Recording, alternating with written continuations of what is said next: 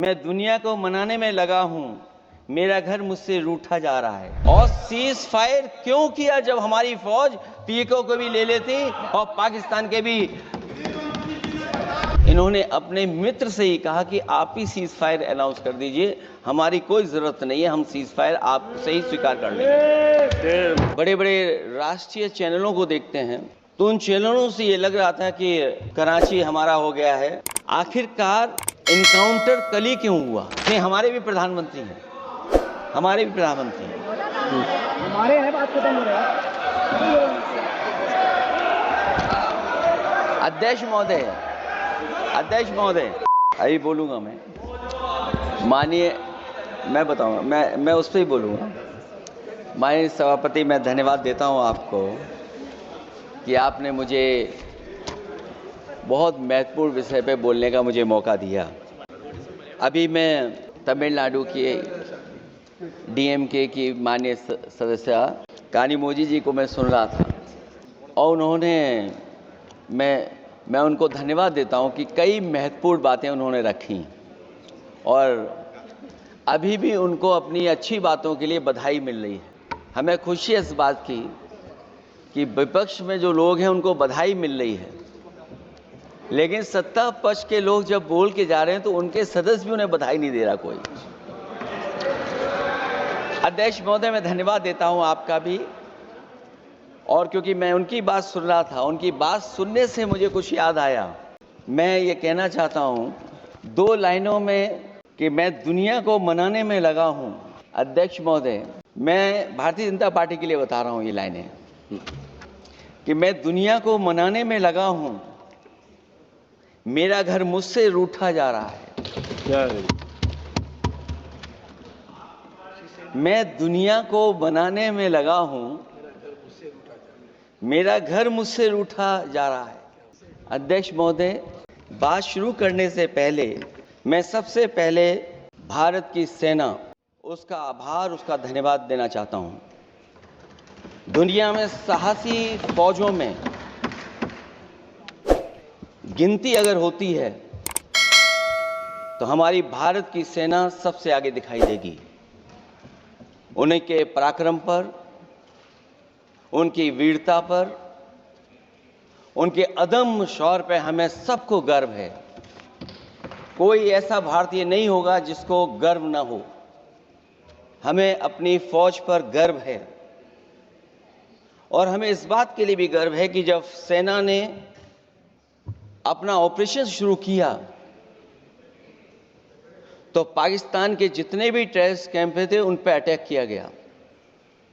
न केवल पाकिस्तानी कैंपों को नष्ट किया गया, बल्कि पाकिस्तानी जो एयर बेस है उन तक पहुंच गए, उनको भी नष्ट किया, ध्वस्त किया। और जब हमारी फौज पाकिस्तान को हमेशा हमेशा के लिए एक पाठ पढ़ा सकती थी, एक ऐसा संदेश जाता कि भविष्य में पाकिस्तान कभी ये हिम्मत नहीं जुटा पाता, और ऐसा भी लगा हम लोगों को, क्योंकि अध्यक्ष महोदय, जब हम बड़े बड़े राष्ट्रीय चैनलों को देखते हैं तो उन चैनलों से ये लग रहा था कि कराची हमारा हो गया है, लाहौर हमारा हो गया है। किसी चैनल ने किसी को ये भी बताया कि हमने उनको पकड़ भी लिया है। जो कमेंट्री, जो विजुअल्स थे, वो ऐसा लग रहा था कि अध्यक्ष महोदय अब पीओके हमारा हो जाएगा। हालांकि सरकार के इंजनों को मैं टकराता हुआ देखता हूं, हो सकता है ये मेरा भ्रम हो, लेकिन पीओके के मामले में सभी इंजन हमें एक दिखाई देते हैं, और जहां पीओके पे पहुंचने तक की बात थी, कुछ लोग तो पीओके पर ये कह रहे थे कि हमारा कब्जा हो जाएगा, 6 महीने का केवल हमें मौका मिल जाए।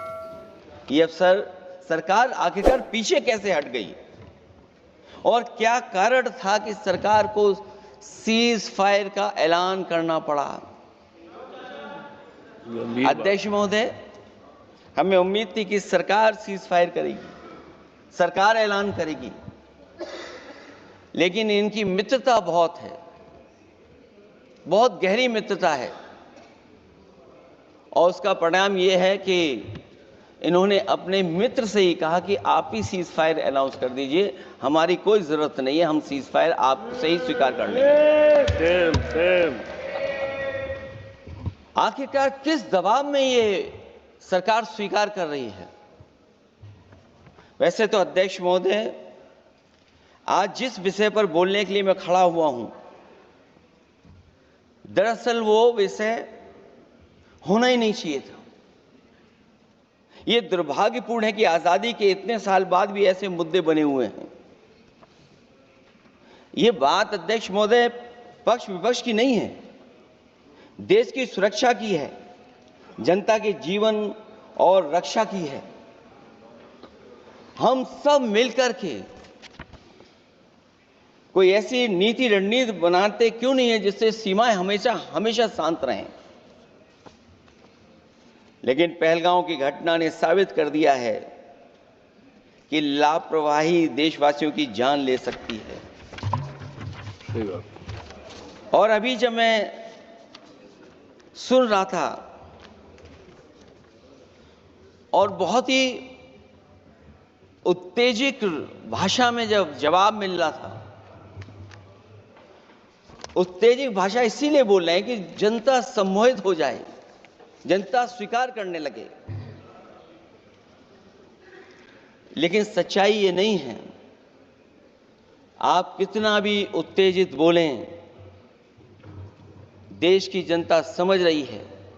ये सही है कि जनता के इमोशंस का लाभ आप उठा रहे हैं शासन करने के लिए। जनता का इमोशन का लाभ उठाती है सरकार। मुझे याद है कि जिस दिन पहलगाम हमला हुआ, उस दिन वहां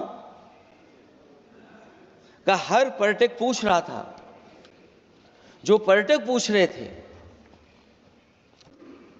कि खतरों के बीच मेरी रक्षा करने वाला कोई वहां क्यों नहीं था। आखिरकार ये सबके मन में सवाल यही है कि जिस समय घटना हुई, आखिरकार उन्हें बचाने वाला कोई क्यों नहीं था। और जो सरकार ये दावा करती है, 370 के बाद ये कहा सरकार ने कि भविष्य में कोई आतंकवादी घटना नहीं होगी, वहां टूरिज्म बढ़ेगा। जितने लोग वहां गए वो सरकार के भरोसे पे गए थे, वो सरकार के आश्वासन पे गए थे। और आखिरकार सिक्योरिटी लैब्स की जिम्मेदारी कौन लेगा? अध्यक्ष महोदय, सबसे बड़ा सवाल यही है कि सिक्योरिटी लैब्स का रिस्पॉन्सिबल कौन होगा, वो जिम्मेदारी कौन लेगा? और ये जो पहलगांव की घटना हमारे इंटेलिजेंस फेलियर की वजह से है। उन्हें मैदान को खुला छोड़ दिया। वो सरकार जानती हो